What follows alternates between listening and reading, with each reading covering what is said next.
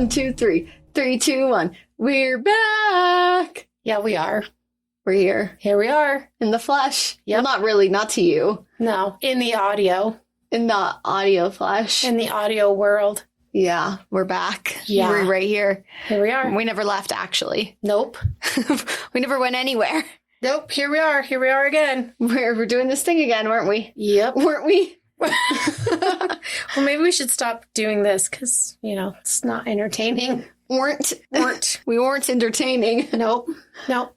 All right, Mama, what's your, as you said to me the other day, I need to figure out my disturbing, or it's been more like disgusting recently, fact. Yeah, this is both. Sweet. Am I going to puke? Hopefully not. I don't know. Sorry. I'm gotta situate myself. Why are you still talking while you do it? I don't know. And something stabbed me in the hand in this chair like a staple. That's cool. No comment. All right. Have you heard of scaphism? Is that like scaffolding? It is not like scaffolding.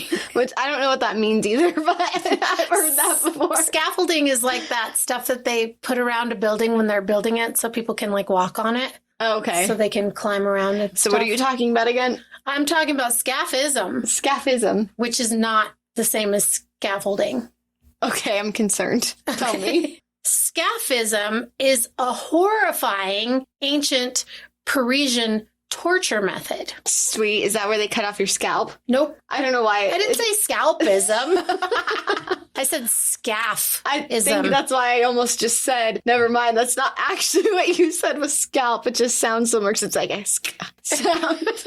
All right. That's a great sound. All right. So scaphism was a method of torture that was used many centuries ago, so not current. It happened a long time ago. Probably it didn't happen today. No, well, it's maybe. not a current event. Although, I don't know, kind of maybe some people should deserve this. Maybe you should. Probably do. Okay, tell me all about it. I want to know. I'm so curious now. Yeah. You should be. Yeah. So this was a punishment for a crime that someone's committed, and it's like has to be a really, really bad crime in order for them to be scaffoldized. Can you talk about what this like really, really bad crime is? It doesn't say. It just says that it has to be like it's a severe crime in order for them to do scaphism, to be So what, like you can kill your own wife, but like if you were to kill the dude next door, that's the bad crime? Probably. Because your own wife? A million years ago. Right. Yeah. Exactly. So scaphism was also referred to as boats when it was legal thousands of years ago. The punisher would say, give them boats. And someone would only be given boats if they had committed the very worst crimes. So like you said, probably not killing their wife, but killing the neighbor. Okay. As long as it was a guy. Yeah, as long as it was a dude. Right. Women, meh, whatever. Yeah, exactly. Okay. Wait, I have a question. Boats like a boat. Like boats in the ocean, like boats and hoes? Yeah, like boats and hoes. Okay. And I'm going to get there. I'm getting there. I'm going to tell you why. So the concerned. torture... I'm scared. You should be, because it's bad. It's really bad. I would not want this to happen to me, so I'm going to be good, okay? Okay, wait. Before you even tell me, would you rather this or being buried alive? Oh, maybe buried alive. Oh, this is really bad. Yeah, it's pretty bad. I mean, I think I'd be okay if I was like buried alive in a coffin, as opposed to what you're about ready to say. But like if I was just buried alive, like somebody like hit me over the head with a shovel, yeah, that would suck. But this would be worse, I think. Okay, sorry, I'll let you keep talking. I'm just trying to think about this in my mind of like... Because if you were buried alive, you would suffocate pretty quickly, I would think. You would think, or you'd at least get dirt in your lungs. Yeah. Which would also cause you to suffocate pretty quickly. Is that what it would do to you? I it think wouldn't so. asphyxiate you? Well, asphyxiate. Asphyxiation? Yeah, suffocation, all of those things where you can't breathe. Okay, so the torture started. They would tie the victim's hands and legs. And I hate to call them the victim because they're a criminal. So they would tie the perpetrator, the perp. The perp. Yeah. The hands and legs were tied. And then the torturer would feed the victim, force feed, mind you, a mixture of milk and honey from a large jug that was poured into the mouth. And then it would go way back in the, I'm not going to say victim. My eyes hurt thinking about this. My eye just started twitching. So it'd go like way back in their throat and they couldn't like spit it out or anything, right? And then it would go all over their face and neck, and any part of the body that was missed by the milk and honey mixture would be spread all over their body by the person that was doing the torturing. And then the victim, they're not victims. The perps would be forced to then lay down in a small boat with their arms and legs hanging from the sides of the boat with another boat tied on top of them. So they can't like get away. Right. And then sometimes they were also tied to hollow logs because this torture was usually carried out in a swamp. And so if they're tied to a log, right, and not being covered by another boat, then they're exposed to the sun while this is happening. But the purpose of the honey and milk covering the body was to attract rats, maggots, worms, and other insects to eat the perp alive. And the process was, as you can imagine, very slow and painful. Okay, I have 2 thoughts that I need to cut you off. I'm so sorry. That's fine. The way my body feels as you were talking about this, I think this might be how I died in one of my last lives. Ooh, so you were bad in one of your last lives then, if this happened to you. I think this very well could be like both of my eyes like are hurting right now as you're like talking about this, and they weren't before. So that's kind of weird.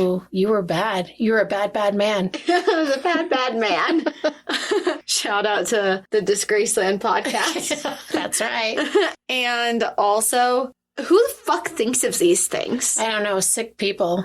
Sick, twisted people. Sick people. Would you like me to continue with the I would. I'm sorry. Just the way, like, my body all of a sudden started reacting. You had, like, a visceral reaction? Yeah, like... Ooh, you were bad, Daph. Like, this is something either that or you were framed, and then you had to succumb to this torture. What if I was one of the people who carried it out, and then I suffered in hell from it? Maybe. I'm not going to say anything. I'm going to just hold back on You're like, yeah, probably. Right? It's one or the other. Daphne was either bad or she carried out the badness. I was thinking, I could see that. Like, I could see that more so than you actually being bad. Maybe. I don't know. Depends. I was the judge, the jury, and the executioner. There you go. Yeah, no, seriously. Like, the way when you're talking about this, like, my eyes are, like, actually hurting.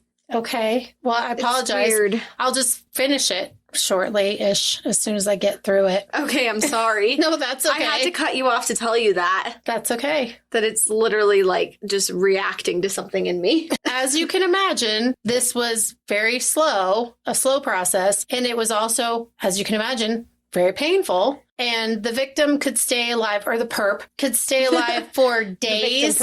And even weeks. And the milk and honey mixture was not only force-fed to the perp at the beginning of the torture, but it was fed every single day to them. And then the torture would pull the victim from the swamp every morning and force feed them more milk and honey and then send them back into the swamp. They did this every day until that person died. There were severe side effects from being force-fed milk and honey. The victims perps had severe diarrhea and regurgitation, leaving them with no choice, obviously, because they're fucking tied up, right? To poop and puke in the boat. And the more milk and honey that they were fed, the more they would puke and poop. And then it would attract more rats, worms, maggots, insects. And it's like a negative feedback loop. Yeah. So the victims were surrounded by their own puke and poop, adds to the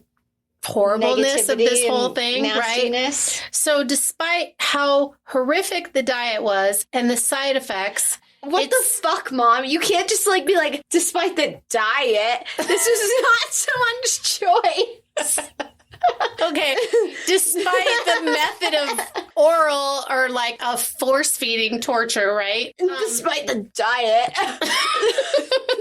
No, this isn't like fucking. Well, it is a diet if you're shitting and puking. 7 to you'd be 10 losing largest some weight, meals that's a for day. sure. Yeah. This isn't like my diet of coffee and tortillas and salad. And what else do I consume on a regular basis, like almost daily? I don't know. That's pretty much my diet. I don't know. I'm trying to think, like, cookies? Not often. Rice Krispie treats? No, not frequently. Cheetos? Sometimes when you have bags of fucking stop Cheetos in your room. Hey, stop. Okay, Well, we gave away all my dirty secrets already. Let's give away yours. Yeah. Mom likes stale Cheetos. I do the puffy kind. Yeah, only the puffy kind. Not super stale, but semi-stale. I don't know. Boy, it's weird. Anyway. Yeah, they don't have like the crunch factor anymore, that's for sure. Yeah, it's weird. Anyway, that's me in crunchy a ones. nutshell. Although, then I'm also really like chocolate-covered gummy bears a lot. And Rice Krispie treats and Frosted Flakes. But anyway, okay, I digress. I'm getting back to this. Mom's like, let me tell you about my junk food diet. Yeah, I'm pretty much on an all-sugar diet. Yeah, you are. And eggs. Protein. Yes, Some that's my protein in there protein. somewhere. So anyway, Oh, I like fajitas too. we're talking about puking and pooping and being force-fed nastiness. And we're all like, oh my God, I totally could go for a quesadilla right now. Oh, shit. Okay. Back to the to the diet. back to our regularly scheduled program. Obviously, it wasn't enough to like kill the victim quickly or perp. That's not a victim, except for unless they were innocent. But I don't know. That's neither here nor there because it happened to the people. Okay, Daphne. Regardless.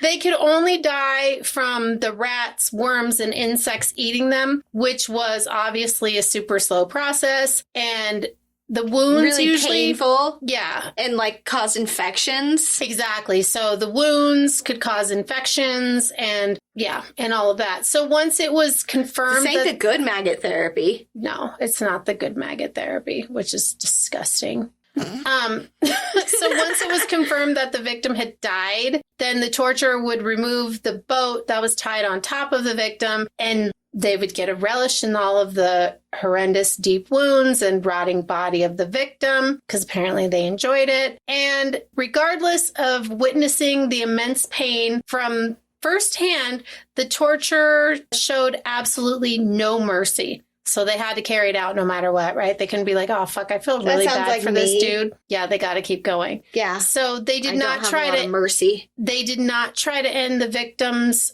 perps. Gosh, Gail. Yeah, you can't get it together. I can't. They didn't try to end the suffering or their lives early and save them from the pain and stuff, because the goal of scaphism, as you can see or hear or imagine, was to Pain and torture. and to keep them alive as long as possible so that they they're could feeding them sugar. so you could have the most pain and the most torture. And it wasn't execution method for entertainment, because you know how like a lot of times there was like a guillotine or a hanging or whatever, and like the whole or fucking the town, drawn and quartered. right, and the whole fucking town would show up. Which makes no sense, the term drawn and quartered, because that's really drawn and fifth.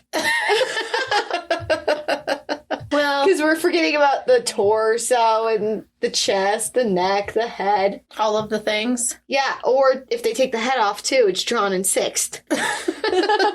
Oh my gosh. Sorry. Daff. Anyway, it wasn't for entertainment because it took place out in the swamp. And so only the torturer was present. And in some cases, the people affected by the perps' crimes were also present. Yeah, I said perps. Good job, Gail. And as I said before, Because they wanted to relish in their punishment. if somebody did something bad to somebody in your family, bad enough to deserve this Warrant punishment, then maybe you do want to witness it. I don't know. But it seems like, you know, it'd be a real commitment also to witness Maybe I it. witnessed it. It seems like it'd be a commitment to witness it because it can take several days or even weeks, like I said before. On record, the longest time it took a person to die from this was 17 days. That's so long. So, yeah, that's why I said it'd be a real fucking commitment to just go and watch 17 mornings and 17 nights, and you're just fucking excruciating through all of the excreting shit out of your body, excruciating pain. Ugh, maybe I was the person who went for 17 days. I don't know. Daphne's over here rubbing her eyes and getting all like, she's like, painful. I can taste honey. I can. This is like kind of sketchy. You just like brought this up and I'm like, the way I feel right now. You're welcome. Thanks. Thanks for that. Yeah, you're welcome. Although I love honey. So shall we try it? See how it shakes out? No, please don't. Just bury me alive. Told you. Comes full circle. And, you know, Rather be buried alive. I hate rodents. This has already been very much so Disgust. We've dove into this. We've dove in. We've divin. This has been a topic of conversation. We've dove into this prior times. Yeah, multiple prior times. And how I hate maggots. What? Yeah. Yeah. Anyway, Yeah, buried but not alive. even the good kind of maggots. There's no good kind of rats. There's no good kind of maggots either. Like, yeah, the ones who are bred in sanitary No. conditions. No. And Stop. they help Stop, heal stop, stop. you. Okay. Yeah, no. What if you were being scaffolded? That's the right word, right? A victim of scaphism? What if you were being scaphizing? Scaphizized. What if you were being scaphizized and the good maggots came and helped you live and you got up and you gained the strength back to kill the executioner? So the good maggots would chew through the fucking ropes that were tying you up? Well, they healed your... that was my phone. They healed your body and then you regained the strength to break through the ropes because you're covered in milk and honey. Oh, that makes no sense. I was gonna say you just slide out of it, but it's like you'd just be stuck to it. And could you imagine the way that smelled after being in the sun? And being full of puke and poop. I'm more concerned about the smell of the milk. Yeah, you wouldn't even smell the milk, especially if you're 7 days of puking and pooping in a boat that you're strapped into. Ugh. I'm pretty nastied here. Yeah, it's gross. I don't know. I guess I'm going to have to do some shadow work and figure out. I'll get back to y'all. Keep you guys posted. If it was me, if I was the perp, or if I was a victim of this and was wrongfully accused of something I didn't commit. Or if you were the torturer? Yeah, if I was the torturer. Or if you witnessed it because your family member or friend was the victim of the person. I don't know. I just feel a lot of feelings right now. You just brought up a lot in me that I don't think I've thought about in centuries. Thousands of years. Thousands. That's centuries. Yeah. I have tears in my eyes. Wow. Okay, well, I'm glad I'm not trying to be the drama. It just happened. I'm glad I could take you down memory lane. Who knew? Who knew I didn't until now? Well, there you go. There's scaphism for you. Thanks, Mom. Sure. I'm gonna go have nightmares for the rest of my Daphne life. I like this little trend I have going. I don't know if I do, but I started the trend of death, and that's pretty cool. Okay, you ready to hear what I got today? I do want to hear it. I was going to say I do ready, but I had to change it. So I do ready. So I do really want to hear it.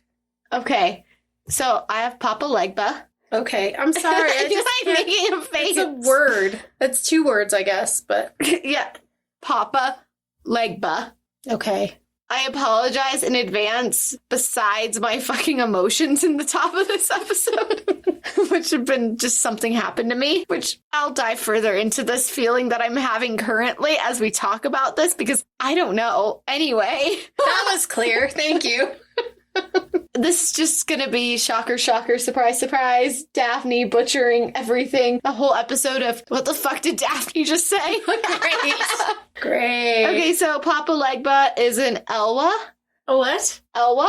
What's that? So Papa Legba is an Elwa in Haitian Vodou, Dominican Vodou, Winti. Okay, so Dominican and Haitian Voodoo, as in Vodou. Not to be mistaken with Louisiana Voodoo, Voodoo. Okay? Okay. So an Elwa or Aloha are spirits of African diasporic, well, that was a close one, religion of Haitian Voodoo, which they've been incorporated. They've been incorporated into some revivalist forms of Louisiana Voodoo, right? So many. No, I'm not right. You've got me confused, and you're probably in the first little segment. Yeah, well, we're going to continue to dive. Okay. Like, this is like peeling back the layers of an onion right now, we're doing. Okay. So we're just like on the outer shell, like the flaky part. Okay. So my eyes are not watering yet. Your eyes are not watering yet like mine are. Gotcha. So many of the Elwa, which are derived from identities in part from deities being gods, I know that word, which are inspired by traditional religions of West Africa, especially those of Fon and Yoruba, which would be way too fucking long if we talked about those religions, basically. Okay, Western so they're African. religions. Yes. Okay. So Elwa or Loa are not religions. Those two things are religions. No, I got you. Fon and Yoruba. Are religions. The other two words are not. Elwa or Loa. Yes, those Or words. spirits are like gods almost. Deities. Yeah. So the Loa are a group of spirits that are responsible for the aspects of your daily life. So from anything in your daily life, basically. And they are the children of the supreme creator, which is why they're not a god and they're just a deity, right? Bondi? I'm not sure. Sorry, I'm nodding my head, which Like doesn't make for good audio. So these spirits are divided into families, such as the Gide and the Agua, or the Petwo and the Rada families. This is a lot. And so practitioners develop relationships with these deities, right? Mm-hmm. Practitioners of Louisiana Voodoo, Haitian Voodoo, Dominican Voodoo, Winti, all of these things, Santeria, develop relationships through offerings, petitions, prayers. So Papa Legba, in what we're going to talk about when we're not talking about Haitian Voodoo, but for the most part, we're going to be talking about Haitian Voodoo. Okay. I'm giving you like the backstory on him first. Okay. Papa Legba, he's the one who carries the prayers to the Loa. So he's said to stand at a spiritual crossroads. Like the crossroads demon in Supernatural? Kind of. Everything goes back to Supernatural. Everything here goes back to Supernatural. So in Haiti, he's the great elocutioner. Elocutioner is basically speaking very formally, correct pronunciation, grammar, everything about your tone, the practice of just effective speaking. So you and I would not qualify for that position. Nope, we can't take his title anytime soon. But basically, elocution stems from the idea, communication symbolic, while sounds are final and they're compelling. Okay. So kind of a big deal. Yeah, it sounds super set in stone. And he has a strong influence over communication and speech, which is why he's the great elocutioner. Got it. He's believed to have originated in the kingdom of Dahomey, which is now Benin in Africa, Western Africa. Hi, Benin. I think so. Why we're not Papa Legba. Papa Legba is one of the best known figures in African spirituality. What are you looking at me like that? I don't know. So the practices of the Voodoo, same-ish. Okay. Voodoo with double O, voodoo, is is derived from Voudon, where voodoo, if you will, that ends in a U, is its own thing. Okay. Sorry. Anyway. I hope there's not going to be a fucking quiz at the end of this. There is. Shit. I'm just giving you some history here. I need to take notes. So the practices of the Voudon come from... I can't. I told you I was just going to fuck everything up. You've been warned. Yeah, I told you guys. You've been warned. So the practices of Vodou come from the indigenous belief found in Western Africa, right? Mm-hmm. Dahomey, which is a pre-colonial West African kingdom, which is now located in, or what it was in what is now southern Benin. Mm-hmm. Dahomey reached its height of power and prestige during the Atlantic slave trade, which was in the 18th and 19th centuries, right? Dahomey's capital. I can just see you spiraling. Was founded in 1620 by Dagbari, who fled Alada after a power struggle amongst his brothers for control of that kingdom. So under the rule of Dagbari and his descendants, which make up Dahomey and Abomi, which is the capital of Dahomey. I really wish I could say I was fucking with you. I'm so not. I don't want you to be disrespectful because it seems. I just wish I could pronounce things correctly. I wish that was a thing for both of us. Because that's what I'm saying. As I said, I wish I was fucking with you and that I knew how to say these things. I don't. So anyway, Abomi, the capital, was expanded through killing people, military conquest, taking over land. Basically, this is mine now. Fuck you. Right. The way things are done. Yeah. And so Dahomey, the state, the kingdom, was heavily involved in the European slave trade, which began the century prior with the arrival of the Dutch into Africa, into Western Africa. Okay. So the rule of Jesu, I think so too, from 1818 to 1858, who overthrew King Abandozan, which was one of the descendants of Dagbari.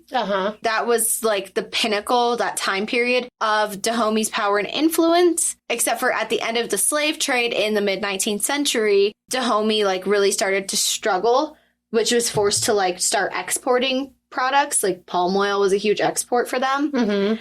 Except for then once the French gained control of the Porto Novo, they couldn't their exports weren't as powerful anymore. So in 1892, the French launched their full-scale invasion of Dahomey. And so now it's a French colony, right? I mean, I think it's independent now, but that's how, the turn of power. But anyway, during this time, that's just a little bit of backstory about, this, what is happening in this area where these religions are being formed. Okay, gotcha. So it's all coming together now because in the beginning it was not. I'm sorry. That's okay. It's not your fault. It's just a lot of stuff. A lot of names. A lot of things. So when the people of Africa were enslaved, right, sold by their own people to go to Americas or islands, they brought their gods, their spirits, which one of them was Legba, Papa Legba, because slave owners, assholes, were worried about rebellion.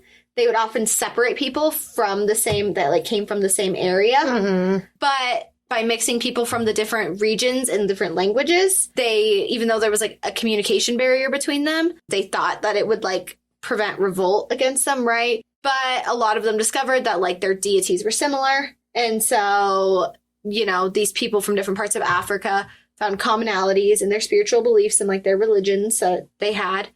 However, they were forced to keep them hidden, of course. Right, of course. So Papa Legba became part of these religious structures of enslaved people in Haiti, in the Caribbean, as well as in American colonies at this time. Okay. So that's kind of just the backstory of how we got to be where we are today. It's very much coming together now. Thank you. Okay, so author Denise, that was a mythology lesson, except for it was rooted in a lot of history. Yes. Author Denise Alvarado says that Legba stands at a spiritual crossroads and grants or denies permission to speak with the spirits of Guinea and is believed to speak all human languages. He is always the first and the last spirit invoked in any ceremony because his permission is needed for any communication between mortals and the Loa, the deities, right? He opens and closes the doorway to the spirit world. I really like that. He's very powerful. He's very powerful. Yeah. Very, very, very powerful. So over time, the African syncretic practices started blending with Catholicism of the United States, right? And of other parts of the world. Or they called it the New World where I read this, but our world today, if you will. So Legba became associated with several saints, St. Peter, St. Anthony, and St. Lazarus.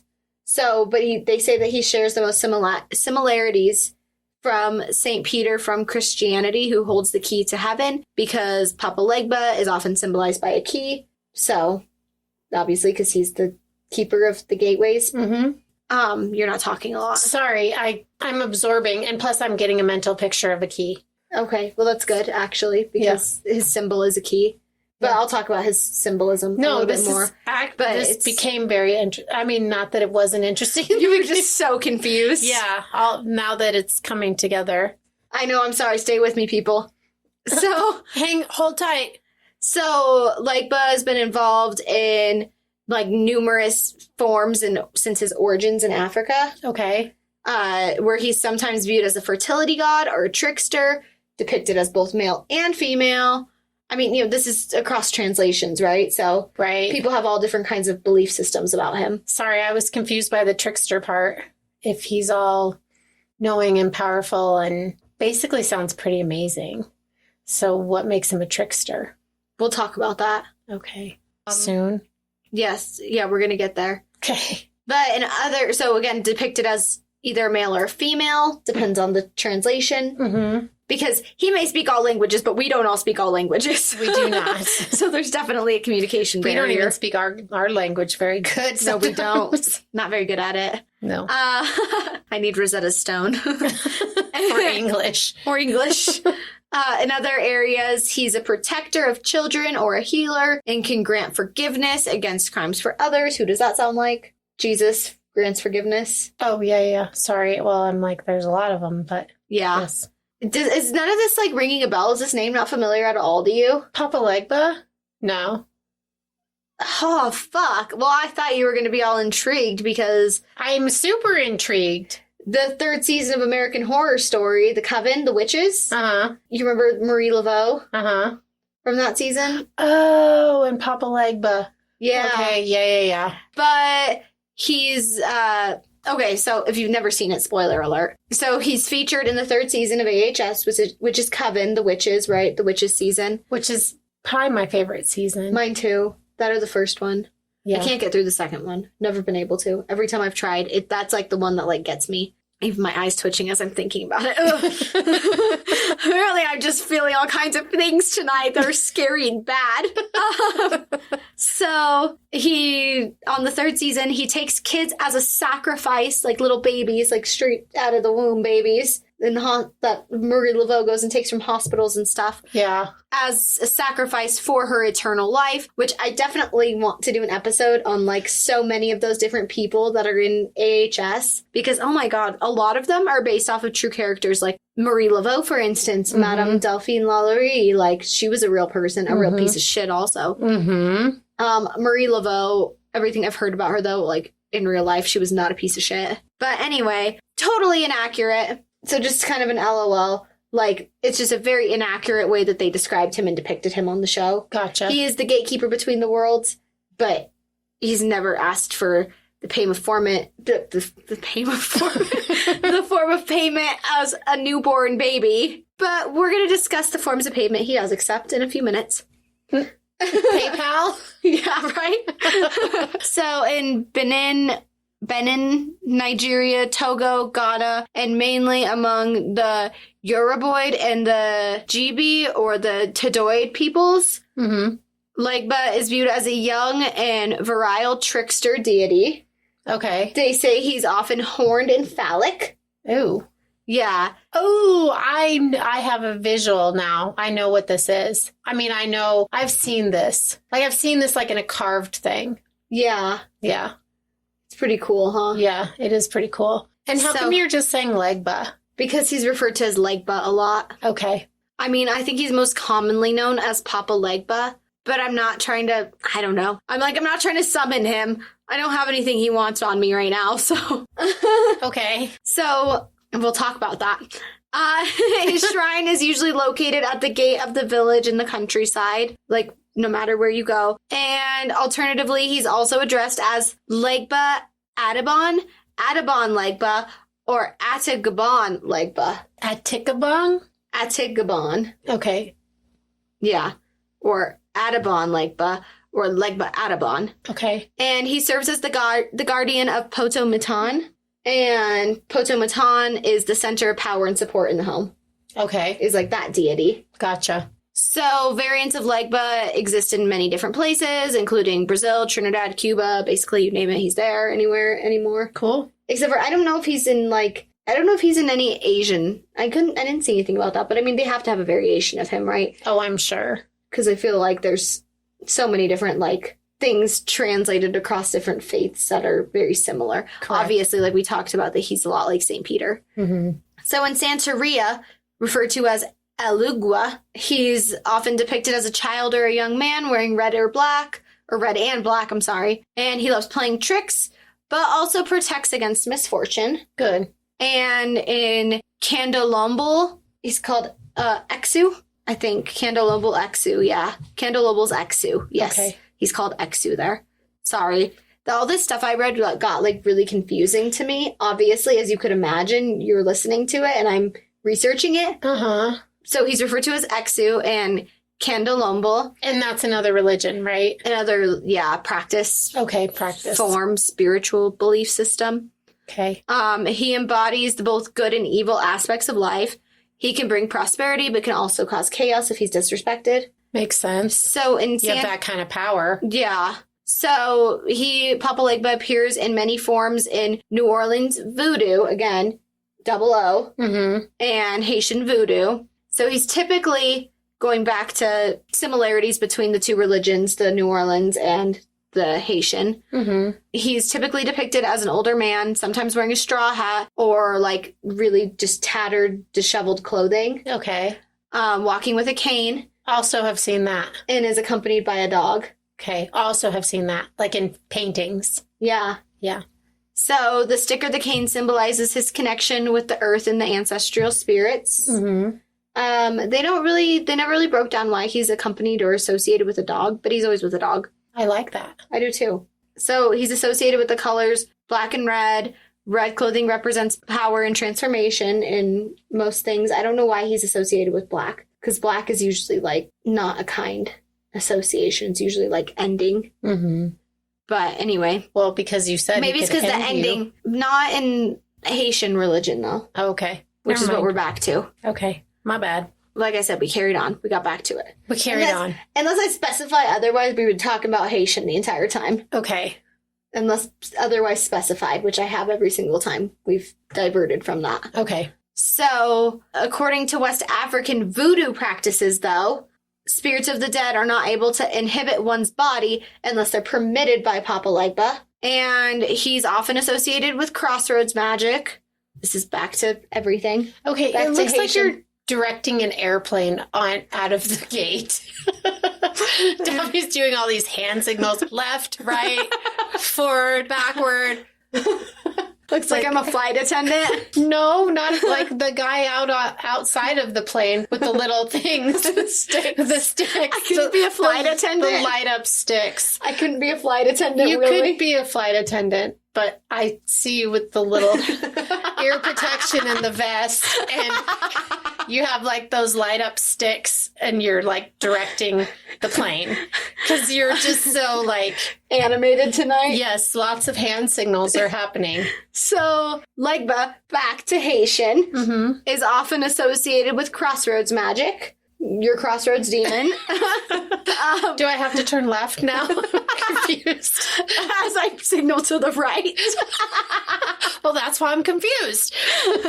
So, he's referenced in blues songs, as you could imagine. Mm-hmm.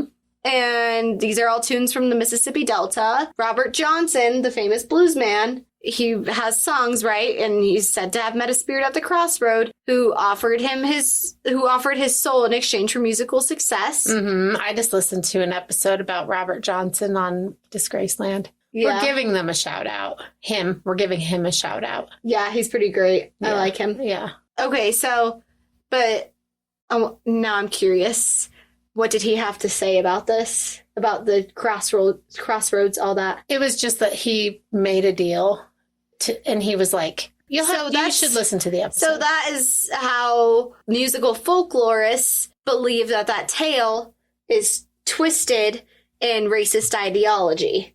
Okay? Well, I'm because sure they believe that he went to go meet the devil at the crossroads, right? Mm-hmm. Or a demon or whatever, sold his soul. People believe that he actually went to seek Papa Legba at the crossroads for guidance and wisdom how to make it big and brought him an offering, not in exchange for his soul. Gotcha. Well, either way. And he had lost his wife and daughter. Yeah. And so maybe that had something to do with it. Yeah. Yeah. But I mean, it's all a myth, right? Unless you could actually prove it and we're there. Correct. It's just a song at this point. Yes. But he's seen as the intermediary, like I said, so it makes sense why people like talk about, him being at the gateway, because he's the one who goes back and forth between the deities and the people, and is the gatekeeper between the spirit world and our world, where we live versus where the deities live and all the others. Or I don't know if the dead are also on that side, because like they said in the Western African religions that they have to go through him to inhibit bodies. Inhibit bodies or inhabit bodies? Inhabit bodies, inhibit bodies, spirits inhibiting someone's body, like taking over. Inhabiting. Okay. In Englishing. Because inhibiting means no to like elocutionary for me. I'm not getting that title anytime soon. Nope. This has been painful for me too, don't worry. Like I'm making a fool of myself. No, you're fine. You are fine. So, again, master communicator who's said to speak all languages of all human beings, and he translates the petitions that people are saying, right? Delivers them to the deities. Then this is back and forth. But he's also a teacher and a warrior, but also a trickster. He's the remover of obstacles and can be consulted to find new and positive opportunities thanks to his ability to open doors and roads. I like it. Yeah. So if you have problems moving forward with your life, for instance, you're stuck at a crossroads, Legba's the one to reach out to. He does, however, require payment in exchange for his assistance, which is not your soul. Okay. Typical offerings include candy like chocolate. He really likes chocolate. Yummy, me too. Alcohol, particularly dark rum. Okay. Makes sense because of his origin. And pipe tobacco or cigars. Same. I mean, not me. But I mean, the origin, it makes sense. Yes, it does. Not me. Too. Same. No. Not a smoker. This is what I like. Come to me with guidance from me. I'm going to need a cigar. Some rum and some chocolate. But So- I'll pass on the cigar and rum. I'll just have the chocolate. Yeah, right. I get it. I'll just have the chocolate. Although I do like rum. But so Legba, like the other Loa or Elwa, he's represented by a veve. I think it's how you say it. Okay. Which is the symbol, right? That we talked about, like you've seen carved in places that you said. Which includes a number of interlocked keys and a cane. And he can be summoned with the proper offerings and a chant. And one of the most common, like, chants that you can say to him, which we're not going to say it, we're going to refer to him as PL. Okay, please, yeah, don't. PL, open the gate for me. PL, open the gate for me. Open the gate for me, PL, that I may pass. When I return, I will thank the Loa. Okay. That's the chant. So what we've been talking about is true Haitian Vodou religion. I need to reiterate that again. Which shouldn't be confused with New Orleans Voodoo or Voudon, which is different than Haitian Voodoo. So there are very different ways of contacting Legba, very different protocols in both facets of it, but many of which are initiatory traditions, which work under the tutelage. That's what I was gonna say, and it didn't sound right in my head. Don't suggestion yourself. Don't second guess yourself. Under the tutelage of Hungan or Mambo, which a devotee participates in ceremonies and rituals to form a relationship with Legba and the Loa. Right? So you have to talk to Legba to talk to the Loa. You gotta have a relationship with all of them. Okay. So the two branches of voodoo share very many similarities, but are different enough that they cannot be used interchangeably, as I have been informed. And you have informed us several times that they are not the same. So neither voodoo nor voodoo, neither of the voodoos, Haitian, New Orleans, or Dominican, believe in an evil antagonistic spirit whose goal is to thwart the doings of their version of the god, or known as the Bondi to them. Okay. Right? So basically there's no equivalent as like the Western religion's devil in either religion. Okay. That's kind of cool. Yeah. They don't have anyone who's like out, who's there's not seeking badness. Yeah. I was going to say there's no, but there is a good versus evil. Yeah. Because you said it's like the balance. So does he represent both then? Maybe. I guess it depends on which religion you ask. Okay. Because I've just dove into a lot of them. Yeah. And it's kind of across the board, right? Like to the Haitian Voodoo religion anyway. They see him as like the gatekeeper, just the person to go to, but you have to make the offering to him, right? Mm-hmm. Not necessarily as good or bad, but like he's the one that's going to like open the doors for you and give you guidance and advice. So maybe he gives you bad advice if he's mad at you. Maybe that could be like the form of the bad, Right. you know? Or, but because you keep saying trickster. That's in some other forms. Oh, but not in Non-Haitian. Haitian. Okay. Yes. Gotcha. Maybe So, he just doesn't have that form in Haitian. maybe. Maybe it's all good, which would be Perhaps. pretty cool. Well, yeah, I mean, there's no bad. There's no equivalent to a devil anyway. Mm-hmm. What, like, you know, in Western religions, we know as the devil. Mm-hmm. Who's I like it. out to get you. And Makes you do bad things. yeah, The devil made me do it. yeah, basically. Yeah.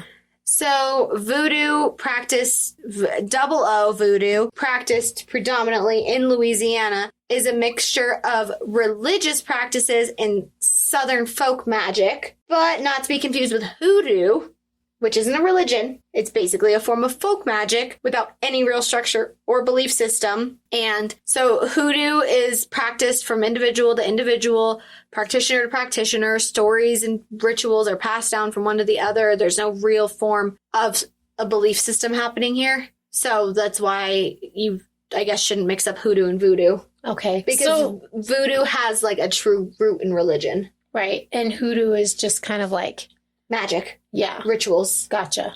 So hoodoo practitioners mainly believe in the elements of Catholicism and the African gods. So it's like a blend of all of it, but performing rituals. Okay. But a lot of their incantations are actually performed from the Bible, with Bible text, Okay. our Western Bible text, Mm-hmm. often from the book of Psalms, but they don't invoke the name of Jesus or a Christian God or any other Western religion god in any of their ceremonies. And depending on the spell or the ritual, the hoodoo practitioner uses herbs, roots, animal parts, crystals, or even bodily fluids in their personal, in like their special form, their personal whatever way, their personal craft. Right.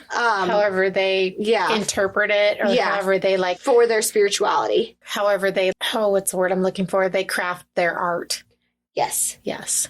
But what most of these have in common, like all of them basically have in common, the development through like personal devotion and offerings Okay. with Papa Legba. Well, that's kind of cool, actually, because you're not just asking for something without giving something. Yeah, Yeah. I agree. It's meaningful. Mm-hmm. It's not like, hey, I want something from you. It's like, no, what are you going to get me in exchange for that? Right. Like, So- this is important to me, so you have this. A little recap. He's associated with crossroads, gateways, locks, doors, communication and understanding, speech, dogs, roosters. I don't know where the roosters came in, but it's something that he's associated with. The colors red, black, yellow, and purple. I don't know where yellow and purple come into this, but those are also colors he's been associated with. Okay. So this is where it gets juicy, although not really. So I saw this on TikTok, and we're going to post a TikTok too, because she does a way better job explaining it. Cool. Or at least her version of it. But I also read this article.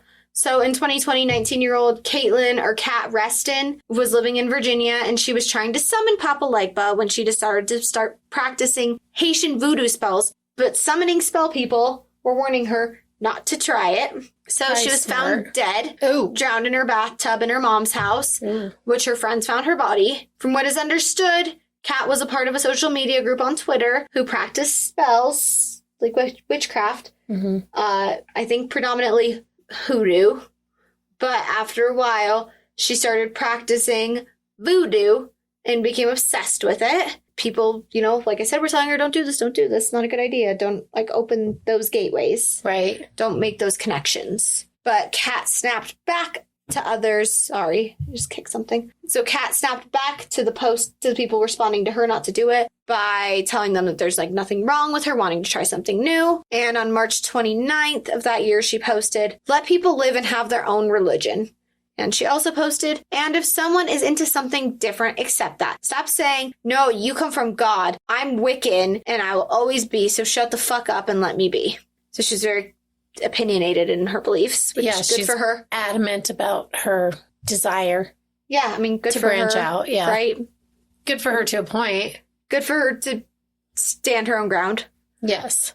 So she posted later that she had seen Papa Legba and that she was scared. And there's like evidence of these posts too. And then 2 days later, she was found dead. Oof. Like, her friends found her in her mom's house dead. Yeah, that's bad. So her obituary said she was always the bright spirit of any gathering, and her resilience to keep going in challenging times inspired many of her family and friends. Caitlin will always be loved so deeply and missed very much by all. So someone on the Facebook post, or on the Facebook group, or on one of the groups, I don't know if it was on Twitter or Facebook. This one's on Facebook. I don't know how many groups she was a part of. That's Okay. what I'm trying to say. I don't know how many different social medias she was on and was a part of. Okay. But someone on a Facebook post said that they did a reading on her. They were like, rest in peace, sweet girl, whatever. Mm-hmm. Again, this post is out there. But this woman said that she didn't see Papa Legba, that she saw another Haitian voodoo spirit named Baron Samedi, who is the master of the dead. And this woman also claimed to have asked Papa Legba, and he said no, it was Baron. Wow. Yeah. So obviously she also had to kind of summon Papa Legba in order to ask him. Yeah. Ooh. So maybe Kaylin got her hoodoo cantations crossed. Well, she still either way had to speak to Papa Legba to talk to anybody else. I guess, yeah. Because he's the go-between. Yep, he's the go-between. Oof, okay. So the TikTok by Kennedy Jack 18, on the other hand, reports that Kat wanted to put a hex on her black friend, and that's why she wanted to summon Papa Legba. Ooh, that's not cool. Not cool at all. But in any and all cases, this is really disrespectful to people's belief systems alike. So... Mm-hmm. So, contrary to popular belief and, thanks to pop culture, Haitian voodoo and this version of Papa Legba don't have anything to do with the occult or voodoo, as it's known in, Louisiana, Louisiana Voodoo, as it's often depicted in movies or films. Mm-hmm. Like it's a bad thing. As a bad thing. Mm-hmm. Which I definitely think there are roots of, how it's depicted in Louisiana Voodoo. Mm-hmm. But not Haitian voodoo, where, he's most known. Gotcha. Or at least, where he might have a lot of his, Roots? Yeah, roots. So it's often helpful to think of Papa Legba as the Haitian voodoo version of St. Peter to get a better understanding of, what he means to people who practice voodoo. The good voodoo. The good voodoo. Okay. Haitian voodoo. There's no bad voodoo. It's just, I guess it's how people use anything. Yes, agreed. Yeah, and that's all I got. That's a lot.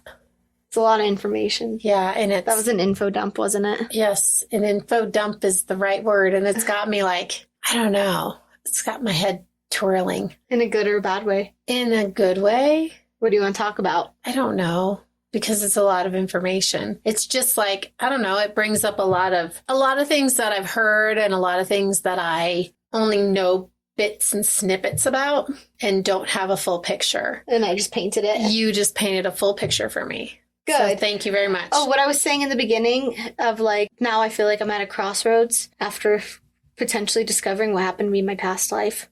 One of them. Long time ago past life. I don't know. One of my past lives. Mm-hmm. Now I'm I feel like I'm at a crossroads and this makes a whole lot more sense to me. I need some guidance. I need to do the shadow work and get out of this. Yeah, you do. Something has to happen. Oh my God, I don't know what happened, why that triggered so many feelings, actual bodily pain. Yeah, you had a visceral reaction for sure. Yeah, that was weird. That was weird. And it makes me, not in a sadistic way, but it makes me Say what you need to say, Mom. No, it just makes me glad that that's what I chose tonight. So that maybe you figure something out. I don't know. That sounds stupid. Did you have a calling to choose that tonight? I think I did, because I was looking at a bunch of different stuff. And then I was like, ooh, I like this. Whereas mine with my human salad dressing. Yeah. Blech. There's no rhyme or reason behind it. I was like, well, that's disturbing. Super gross. I don't know. You're saying I need to do some work, some shadow work? Because now I feel like I need to go do some heavy shadow work. Ooh, shadow work freaks me out. Why? It's just embracing things that I know, you need but I don't want to. Move through and forward. Don't want to. I get it, but I have a horrible headache now. My body literally had a visceral reaction to that. That's so weird. Yeah, it was I could picture it all so fucking vividly too when you were talking about it. It was I was there. I could picture it vividly too, but not I was there. Oh, it was I was there. My knees, everything kind of hurts right now. Oh, that's so weird. So you were definitely tied to a log. I don't know. Or in the boat with the boat on top of you. I don't know. I don't know which would be worse. Because if you're tied. Like, how big is this boat? Are we talking like a canoe? I think it's like a canoe. I think it's like just you, but your legs and arms are out of it. And if they're tied together, then maybe you're on your side and they're like hanging out of the one side. What if you're laying ass up? I don't think you could be and have your arms, because it said your arms and legs are tied together, but then they are hanging out of the boat. So But if you were on your side, like if you were flipped like the boat the long way, it's gonna make no sense. If like you're like an axis, right? Like the boat's like the Y and your body's the X. I don't think it's that big of a boat. How big is this boat we're talking? I'm gonna need some pictures. I think it's a canoe. Although I'm afraid to see there are pictures of it because it's thousands of years ago. You know what I'm picturing? There definitely were no Polaroids at that point. No, duh. You know what I'm actually picturing as you're talking about this though? Like even when you said boat, like what came to mind was like just wood that's all just like strapped together that people just paddle on. Yeah, like a raft. No, not even like a raft, like flat wood that are sticks tied together that are buoyant enough to float, right? Yeah, like a wooden raft. I'm not talking like a rafting, like a blow up. Yeah, no, but there's no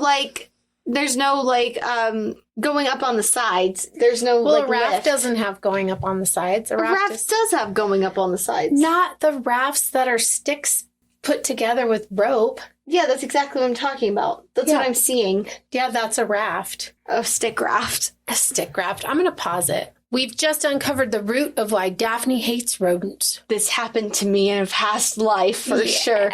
My entire body hurts and I feel like I'm going to puke. We just like looked up images of it and it felt like so familiar. Like I think, oh my God, it so explains the rodent thing. The fear.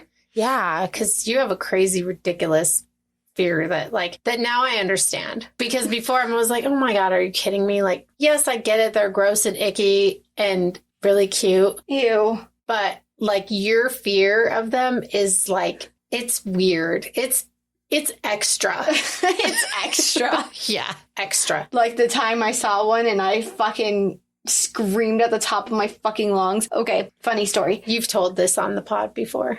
But for those of you who haven't heard it. About Mike? About Mike and McKenna, yeah.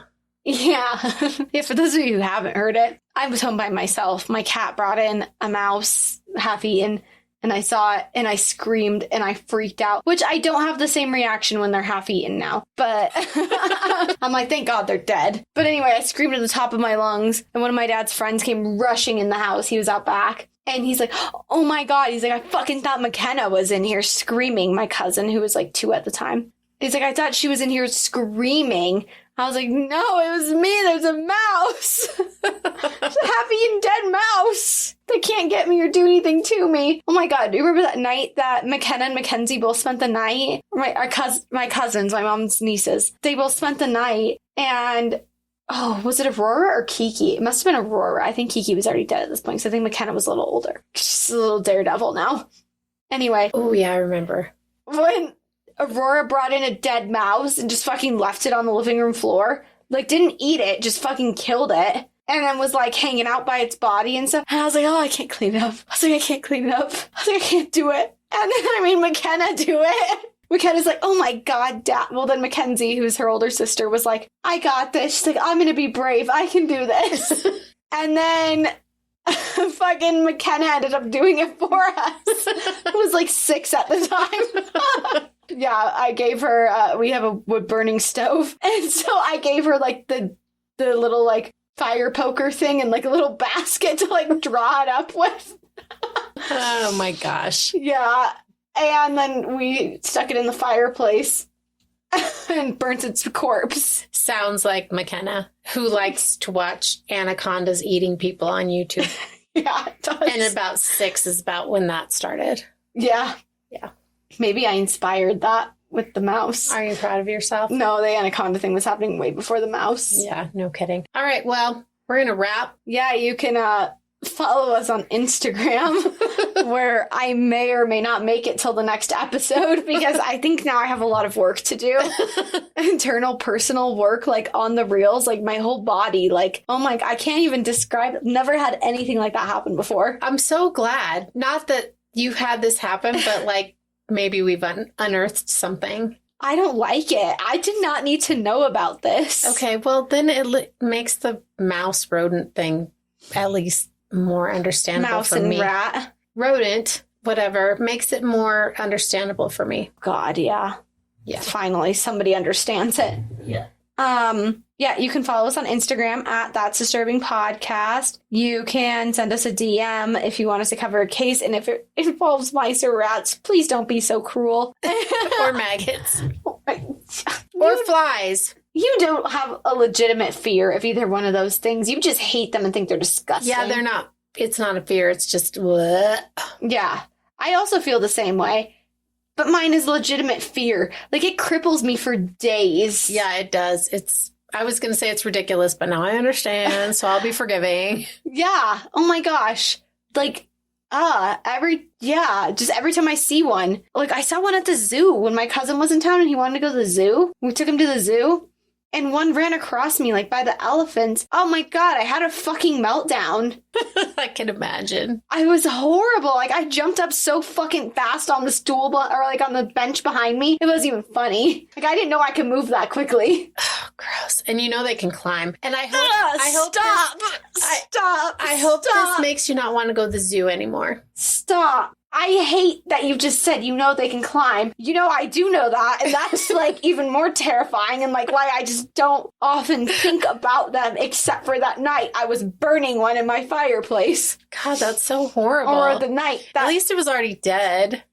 Yeah, you wouldn't do it if it was alive. I'm not sadistic. I'll just call Aurora over. Okay. All right. We'll continue the rap. Yeah. The gram at That's Disturbing Podcast. Gmail. That's Disturbing Podcast at gmail.com. That's all I got. I have some interpersonal work to do now. Bye-bye.